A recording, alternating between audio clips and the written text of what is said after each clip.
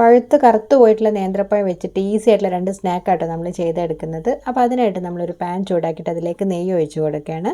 നെയ്യ് ചൂടായതിന് ശേഷം നമ്മളിതിലേക്ക് കട്ട് ചെയ്ത് വെച്ചിട്ടുള്ള നേന്ത്രപ്പഴം ഇട്ട് കൊടുക്കുകയാണ് കേട്ടോ.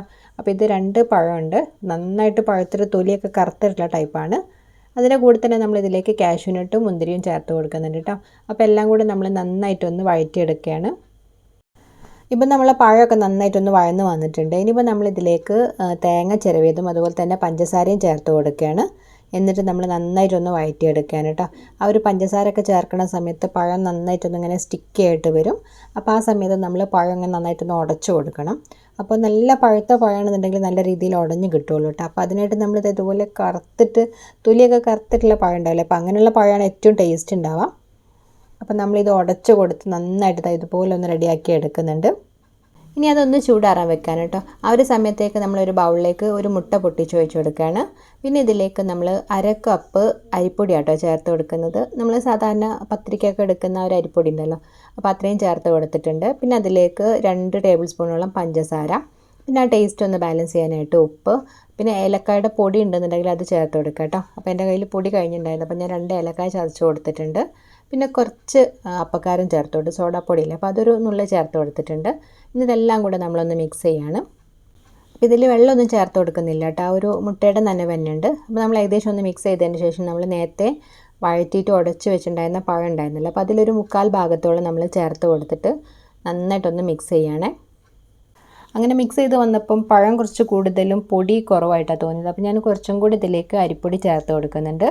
എന്നിട്ട് നമ്മൾ കൈകൊണ്ട് തന്നെ നന്നായിട്ടൊന്ന് കുഴച്ചെടുക്കാൻ കേട്ടോ. അങ്ങനെ നമ്മൾ വെള്ളമൊന്നും ചേർക്കാതെ നന്നായിട്ട് തന്നെ മിക്സ് ചെയ്ത് റെഡിയാക്കി എടുത്തിട്ടുണ്ട്. ഇതുപോലെ ഇങ്ങനെ ചെറുതായിട്ടൊരു ഒട്ടുന്ന രീതിയിലാണ് കേട്ടോ ഉണ്ടാവുക. അപ്പോൾ ഇതാണ് അതിൻ്റെ ഒരു കറക്റ്റ് പാകം. ഇനി നമ്മളൊരു പാൻ ചൂടാക്കിയിട്ട് അതിലേക്ക് വെളിച്ചെണ്ണ ഒഴിച്ചിട്ട് ചൂടാക്കുകയാണ്. അപ്പോൾ നമ്മൾ കുറേശ്ശായിട്ട് ഇതുപോലെ കൈകൊണ്ട് ഇങ്ങനെ നുള്ളി ഇട്ട് കൊടുത്താൽ മതി കേട്ടോ. നമ്മൾ ഈ പൊക്കവടയൊക്കെ ഉണ്ടാക്കുന്ന പോലെ ഇതുപോലെ ഇട്ട് കൊടുത്താൽ മതി. അപ്പോൾ നിങ്ങൾക്ക് വേണമെങ്കിൽ സ്പൂൺ വെച്ചിട്ട് ചെയ്ത് കൊടുക്കാം, പക്ഷേ ഇങ്ങനെ ആവുന്ന സമയത്ത് നല്ലൊരു സൈഡിലൊക്കെ ഇങ്ങനെ ക്രിസ്പി ആയിട്ട് വരും കേട്ടോ. ഏകദേശം ഒരു സൈഡൊന്നും ഇങ്ങനെ ചെറുതായിട്ടൊന്ന് മുരിഞ്ഞ് വരുന്ന സമയത്ത് നമ്മൾ തിരിച്ചും മറിച്ചിട്ടിട്ടൊന്ന് ഫ്രൈ ചെയ്തെടുക്കാൻ കേട്ടോ. അപ്പോൾ ഫ്ലെയിം നമ്മൾ ഒരുപാട് കൂട്ടി വെക്കരുത്, ഒരു മീഡിയം ടു ഹൈ ഫ്ലെയിമിലാക്കി വെക്കുക. അപ്പോൾ ഞാൻ കുറച്ച് ഹൈ ഫ്ലെയിമിലായിട്ടുണ്ടായിരുന്നു കേട്ടോ. അപ്പോൾ ചെറുതായിട്ടൊന്നും ഇങ്ങനെ അതിൻ്റെ ഒരു കളറൊക്കെ മാറിയിട്ടുണ്ട്.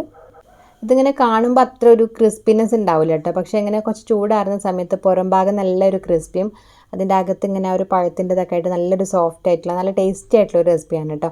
അപ്പോൾ അരിപ്പൊടിയൊക്കെ എല്ലാവരുടെ വീട്ടിലുണ്ടാവില്ല, അപ്പോൾ പഴുത്ത് പോയിട്ടുള്ള അങ്ങനെ പഴം ഉണ്ടെന്നുണ്ടെങ്കിൽ ഇതുപോലെ ഒന്ന് ട്രൈ ചെയ്ത് നോക്കുക, നല്ല ഇഷ്ടമാവും, കുട്ടികൾക്കൊക്കെ നല്ല ഇഷ്ടമാവുന്ന ഒരു റെസിപ്പിയാണ്. അപ്പോൾ എല്ലാവരും ഒന്ന് ട്രൈ ചെയ്ത് നോക്കണം കേട്ടോ. അപ്പോൾ ഞാനിവിടെ പഴം 2 വലിയ നേന്ത്രപ്പഴമൊന്നും എടുത്തിട്ടുണ്ടായിരുന്നത്, അപ്പോൾ കുറച്ച് ആ ഒരു പഴത്തിൻ്റെ കൂട്ട് ബാക്കിയുണ്ട്. അപ്പോൾ അത് ഇതുപോലെ ഞാൻ ചെറിയ ചെറിയ ഉരുളകളാക്കി വെക്കുന്നുണ്ട്. നമുക്ക് ഇതുപോലെ ബോൾസ് ആക്കിയിട്ട് വേണമെങ്കിൽ കഴിക്കാം, അല്ലെങ്കിൽ മൈദയുടെ ബാറ്റർ ഉണ്ടാക്കിയിട്ട് അതിൽ നമുക്ക് മുക്കി പൊരിക്കുകയൊക്കെ ചെയ്യാം കേട്ടോ. അപ്പോൾ ഞാനിത് ഡെസിക്കേറ്റഡ് കോക്കനട്ടിൽ ഇങ്ങനെ റോൾ ചെയ്തിട്ട് എടുക്കുകയാണ് ചെയ്യുന്നത്. അങ്ങനെ നമ്മൾ പഴുത്ത് കറുത്ത് പോയിട്ടുള്ള പഴം വെച്ചിട്ട് നല്ല ഈസി ആയിട്ടുള്ള 2 സ്നാക്കാണ് ചെയ്തെടുത്തിട്ടുള്ളത്. അപ്പോൾ എല്ലാവരും ഇതുപോലെ പഴമൊക്കെ ബാക്കിയാവുന്ന സമയത്ത് ഒന്ന് ട്രൈ ചെയ്ത് നോക്കണം കേട്ടോ. അപ്പോൾ ട്രൈ ചെയ്ത് നോക്കിയിട്ട് ഫീഡ്ബാക്സ് ഒക്കെ ഉണ്ടെങ്കിൽ അറിയിക്കുക. അതുപോലെ തന്നെ നമ്മളെ വീഡിയോ ഇഷ്ടമാണെങ്കിൽ ചാനലൊന്ന് സബ്സ്ക്രൈബ് ചെയ്തിട്ട് സപ്പോർട്ട് ചെയ്യുകയും ചെയ്യണേ.